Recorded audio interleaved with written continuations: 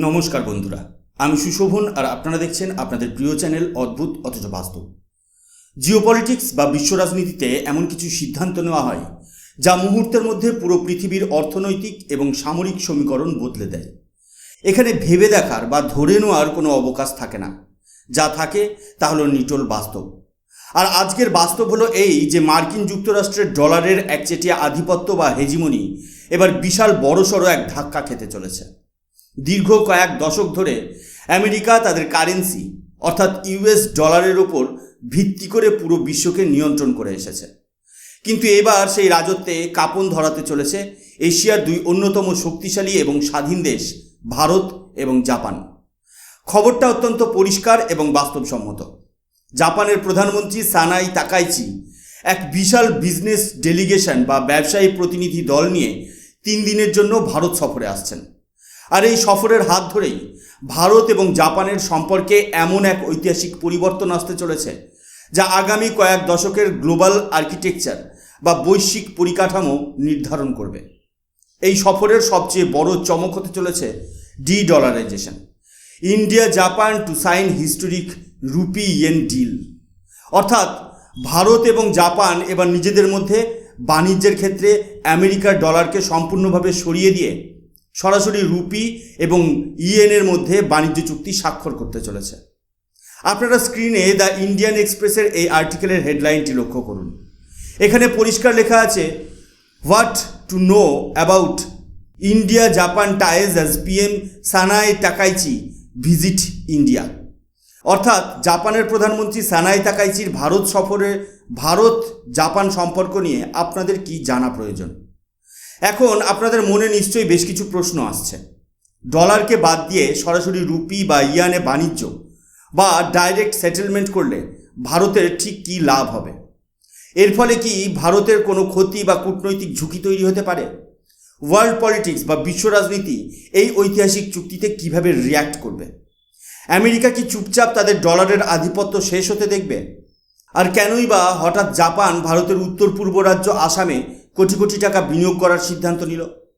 আজকের এই ভিডিওতে আমরা এই সমস্ত প্রশ্নের উত্তর খুঁজব এবং অত্যন্ত সহজ সরল ভাষায় পুরো জিওপলিটিক্যাল অ্যানালিসিস আপনাদের সামনে তুলে ধরব। এই ভিডিওটা শেষ পর্যন্ত অবশ্যই মনোযোগ দিয়ে দেখবেন, কারণ আজকের এই আলোচনা আপনার আন্তর্জাতিক রাজনীতি দেখার দৃষ্টিভঙ্গি বদলে দেবে। বন্ধুরা, প্রথমেই আমাদের বুঝতে হবে এই ডি-ডলারাইজেশন আসলে কি এবং কেন ভারত সরকারের কাছে এটি এত বড় একটি কৌশলগত জয়। আমরা যদি বর্তমান বিশ্বের ইকোনমিক সিকিউরিটি বা অর্থনৈতিক নিরাপত্তার কথা বলি, তাহলে একটি বিষয় খুব স্পষ্ট। আন্তর্জাতিক বাণিজ্যে যখনই দুটি দেশ নিজেদের মধ্যে লেনদেন করে, তখন তাদের একটি তৃতীয় কারেন্সি অর্থাৎ ইউএস ডলারের উপর নির্ভর করতে হয়। এই ব্যবস্থার ফলে আমেরিকার ব্যাঙ্কগুলো ইন্টারমিডিয়ারি বা মধ্যস্থতাকারী হিসেবে কাজ করে এবং প্রতিটি ট্রানজ্যাকশনের জন্য তারা মোটা অঙ্কের ফি বা কমিশন কেটে নেয়। শুধু তাই নয়, আন্তর্জাতিক বাজারে ডলারের দাম সবসময় ওঠানামা করে, যাকে আন্তর্জাতিক ভাষায় বলা হয় ফরেন এক্সচেঞ্জ কনভার্সন রিস্ক। কিন্তু এবার ভারত ও জাপান একটি নতুন চুক্তির মাধ্যমে এই সম্পূর্ণ ব্যবস্থাটিকে বাইপাস করতে চলেছে। 2026 সালের ফিনান্সিয়াল ইয়ার থেকেই এই নতুন নিয়ম বাস্তবায়িত হতে চলেছে। এর মানে হলো জাপানি কোম্পানিগুলো ভারতে এসে সরাসরি ভারতের যে কোনো ব্যাংকে নিজেদের অ্যাকাউন্ট খুলতে পারবে। ভারতের ব্যাংক এবং জাপানের ব্যাংকের মধ্যে সরাসরি সংযোগ তৈরি হবে। যখন কোনো পেমেন্ট করার দরকার হবে, তখন কোনো আমেরিকান ব্যাংকের অনুমোদনের জন্য অপেক্ষা করতে হবে না। আপনারা স্ক্রিনে ডিকোড 39 নামক ওয়েবসাইটের এই আর্টিকেলটি দেখুন। এর হেডলাইনে বলা হয়েছে, after Rome Japanese PM Takaichi bring her vision to Delhi. এর ভিতরে স্পষ্টভাবে উল্লেখ করা আছে যে জাপান এখন গ্লোবাল সাপ্লাই চেন এবং ট্রেড পলিসিতে বড়সড় পরিবর্তন আনছে এবং তারা সরাসরি ভারতের সাথে কারেন্সি সেটেলমেন্ট করতে চাইছে। এর ফলে ভারতের লাভ কী হবে? প্রথমত, ট্রানজ্যাকশন কস্ট বা লেনদেন খরচ এক ধাক্কায় অনেকটা কমে যাবে, যা ভারতীয় ব্যবসায়ীদের বিশ্ববাজারে আরও বেশি প্রতিযোগিতামূলক করে তুলবে।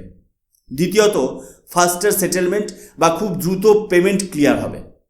এর ফলে ডলার এক্সচেঞ্জের কারণে যে অহেতুক সময় নষ্ট হতো, সেটা আর হবে না।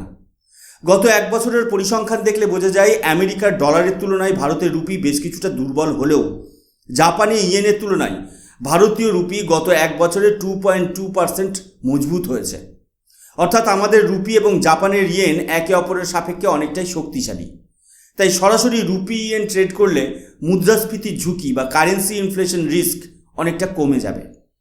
সবচেয়ে বড় কথা হলো এই পদক্ষেপের মাধ্যমে রুপি ইন্টারন্যাশনালাইজেশন বা জাতীয় মুদ্রার আন্তর্জাতিকীকরণ হতে চলেছে। ভারত প্রমাণ করে দিচ্ছে যে তারা হোয়াইট হাউসে বসে থাকা কোনো নেতার খামখেয়ালিপনার উপর নির্ভর করবে না।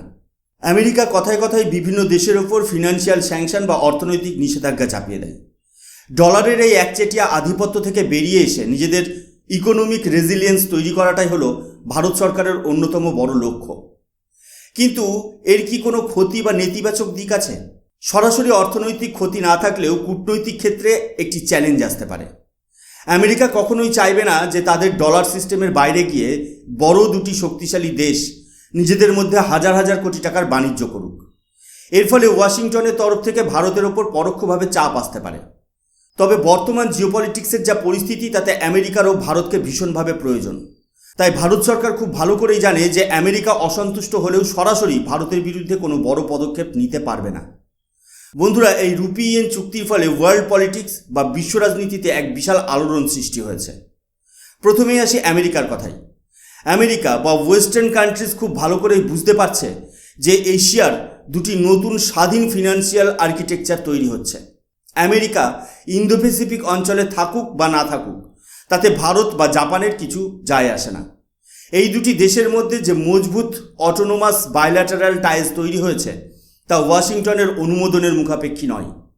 ভারত তার নিজের শর্তে সারা বিশ্বের সাথে সম্পর্ক তৈরি করে। আমেরিকা হয়তো চাইবে ভারত তাদের কথায় উঠুক আর বসুক, কিন্তু ভারত সরকার প্রমাণ করে দিয়েছে যে তারা একটি সভারেন পাওয়ার বা স্বাধীন সার্বভৌম শক্তি। তবে আমেরিকার চেয়েও বেশি দুশ্চিন্তায় পড়েছে আমাদের প্রতিবেশী দেশ চীন। আপনারা হয়তো জানেন, জাপানের প্রাক্তন প্রধানমন্ত্রী শিনজো আবে যে free and open Indo Pacific নীতির সূচনা করেছিলেন, বর্তমান প্রধানমন্ত্রী সানাই তাকাইচি ঠিক সেই পথ ধরেই আরও এক ধাপ এগিয়ে যাচ্ছেন। জাপান এখন খুব ভালোভাবে বুঝে গেছে যে চীনের ওপর আর কোনোভাবেই ভরসা করা যায় না। চীনের বাণিজ্য মন্ত্রণালয় ইতিমধ্যেই অভিযোগ করেছে যে জাপান নতুন করে মিলিটারিজম বা সামরিকীকরণের পথে হাঁটছে। বাস্তবটা হলো এশিয়ার অস্থির ভূরাজনীতি এবং চীনের আগ্রাসী নীতির কারণে জাপান আর তাদের সাপ্লাই চেনের জন্য চীনের উপর নির্ভর করতে রাজি নয়।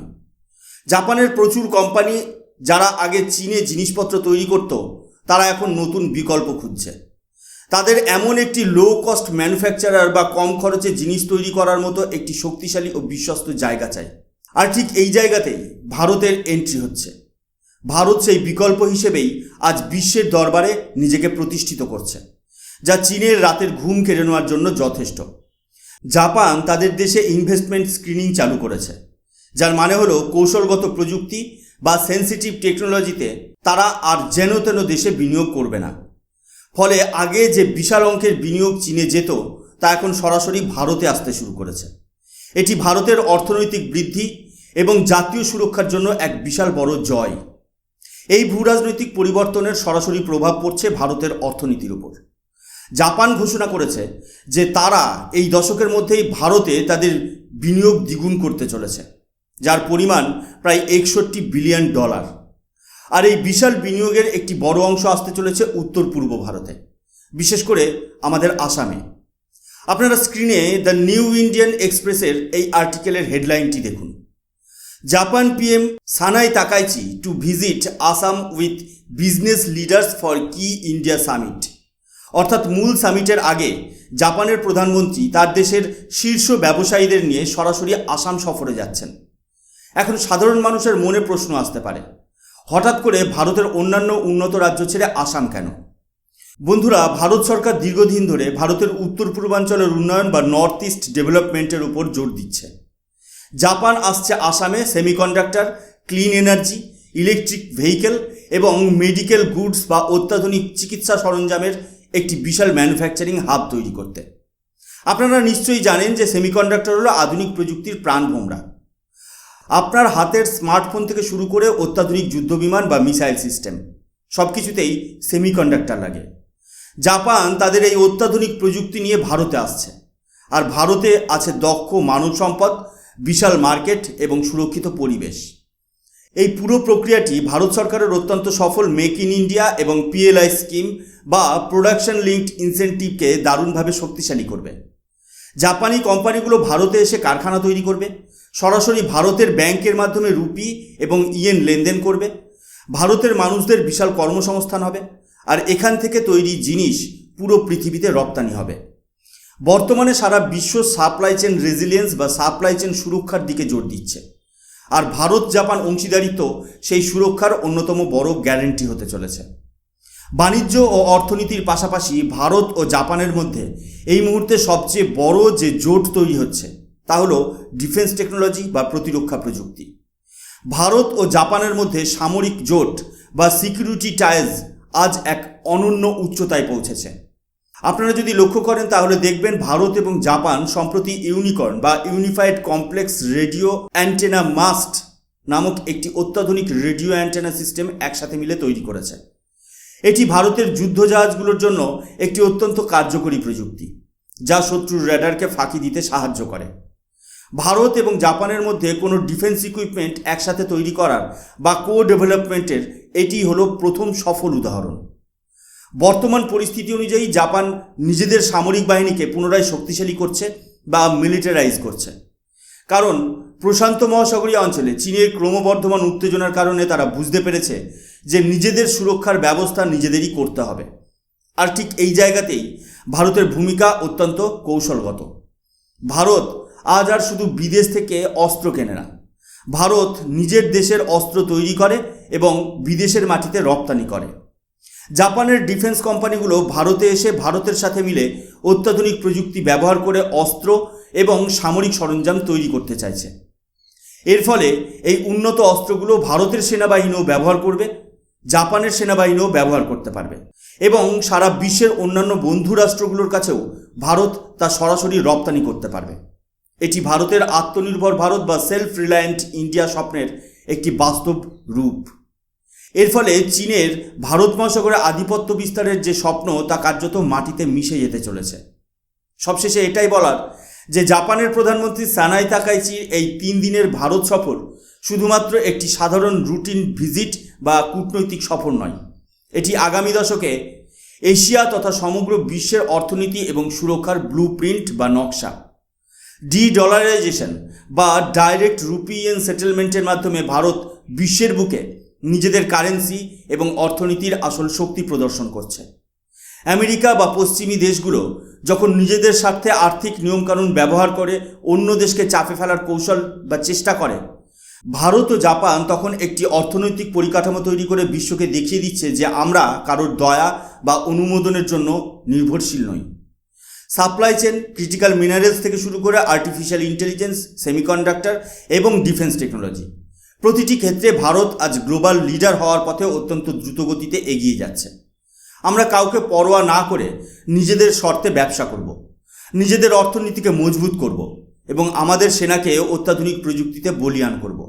এটাই হলো আজকের নতুন ভারতের আসল শক্তি এবং ভারত সরকারের এক অবিস্মরণীয় কূটনৈতিক সাফল্য। বন্ধুরা, আজকের এই জিওপলিটিক্যাল অ্যানালিসিস আপনাদের কেমন লাগলো তা অবশ্যই কমেন্ট করে জানাবেন। আপনারা কি মনে করেন রুপি ইয়েন বাণিজ্যের ফলে আমেরিকান ডলারের আধিপত্য সত্যিই আগামী দিনে সম্পূর্ণ শেষ হয়ে যাবে? আপনাদের মূল্যবান মতামত কমেন্ট বক্সে লিখতে একদম ভুলবেন না। আজকের ভিডিওটি তথ্যবহুল এবং বাস্তবসম্মত মনে হলে অবশ্যই একটি লাইক করবেন, বন্ধুদের সাথে শেয়ার করবেন। আর আপনি যদি চ্যানেলে নতুন হয়ে থাকেন তাহলে অদ্ভুত অথচ বাস্তব চ্যানেলটি সাবস্ক্রাইব করে পাশে বেল আইকনটি ক্লিক করে রাখবেন, যাতে আন্তর্জাতিক রাজনীতি এবং জিওপলিটিক্সের এমন আরও অনেক অজানা তথ্য সবার আগে আপনার কাছে পৌঁছে যায়। আমি সুশোভন আজকের মতো এখানেই বিদায় নিচ্ছি। দেখা হচ্ছে পরের ভিডিওতে নতুন কোনো বিশ্লেষণ নিয়ে। ততক্ষণ পর্যন্ত ভালো থাকবেন, সুস্থ থাকবেন। জয় হিন্দ, বন্দে মাতরম, ভারত মাতা কি জয়।